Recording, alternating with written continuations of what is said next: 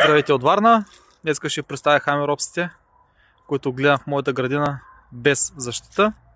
Вече може би 3 години. Някои от тях са от доста повече време, но то става въпрос за цериферата, която не съм защитавал никога. Сега ще ви покажа най-малкия, който имам. Ето този най-малкия хамеропс, съден е преди 2 години.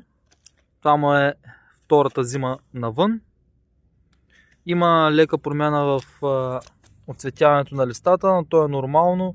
При ниски температури, при напичане от слънцето се получават тези неща. Примерно ако е минус 5 градуса и пекне рязко слънце, дига температурата много бързо в листата и се получава това нещо. Копието за сега не мърда. 2 вечери беше с една кофа отгоре. Това беше единствената защита. През най-студените вечери. Минус 7 беше станал веднъж. Малко листа съм фърлил около стъблото. Това е малко по-големия, който е. И при него се наблюдава това оцветяване. Миналата година беше му излязло копието, тъй като пак не съм го топлил. Но, както виждате, справя се чудесно, възстановяват се бързо. Хамеропс е кора палма като цяло. Отново съм нахвърлял малко листа в основата, да не му мръзне стъблото да се изсече. Никаква защита тази зима, нито миналата година. Те са около 2-3 растения тук на събрани. Ще видя, по принцип хамеропса не ми харесва като е хръсталак. Може най-вероятно някой да отиде баста, ама ще видим все пак. Може да се промени решението. Може да го отгледам като хръстовиден. Много гадни са тези страни тук вътре. Тъй, сега отиваме да видим по-големия. Пазачите се обаждат. Той е съден преди поне 5 години. Е съден. Може би и повече. Не се сещам вече. Изглежда супер. Без защита. Няколко години. Има случаи, когато е цъфтял 2 пъти. Един път пролета, един път есента. Пуснал съм светкавицата, да това малко се променя цвета. Иначе е пушка. Висок с листата около 1,50 м.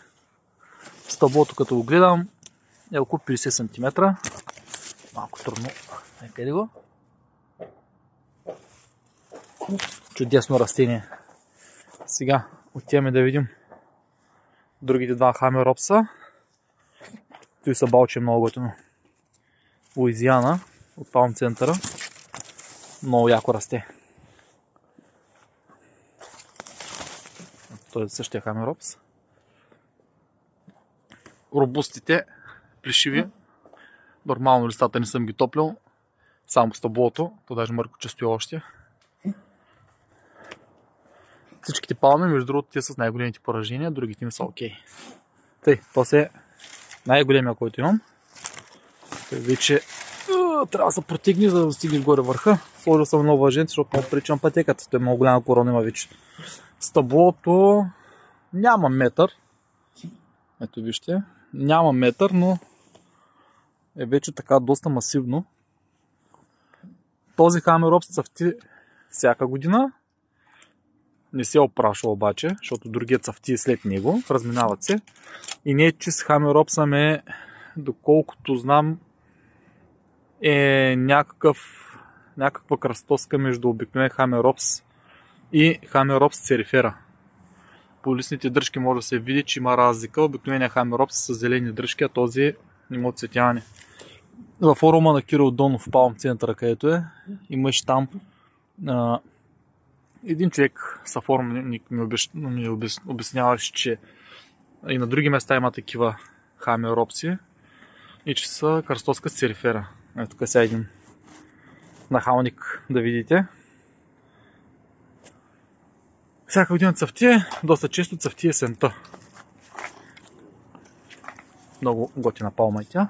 А това е цериферата. Тази палма е най-големият трънак. Расте бавно, доста по-бавно от обикновения хамеропс. Но пък като стълбоустойчивост е доста по-добре. Лично аз съм тествал до минус 14,5 градуса и беше лязло само клапието. Иначе ядо и няма с нея. Оцеля си без защита. Между другото, тази и тази са съдени по едно и също време. Обикновения хумилис е може би около 5-6 пъти по-голям от цериферата. Доста по-бързо расте от нея. Цериферата просто много бавно се случват нещата. Явно самия вид е такъв. Сега отстрани ще ги снимам да ги видите. Съпоставка. Обикновения Хамеропс и цериферата, къде е там долу в ниското. Това е за сега. Имаме други видове палми из двора, но този път само за Хамеропс ще говорим. Вече живот и здраве. Напроче им кое колко поражение ще има. Айде.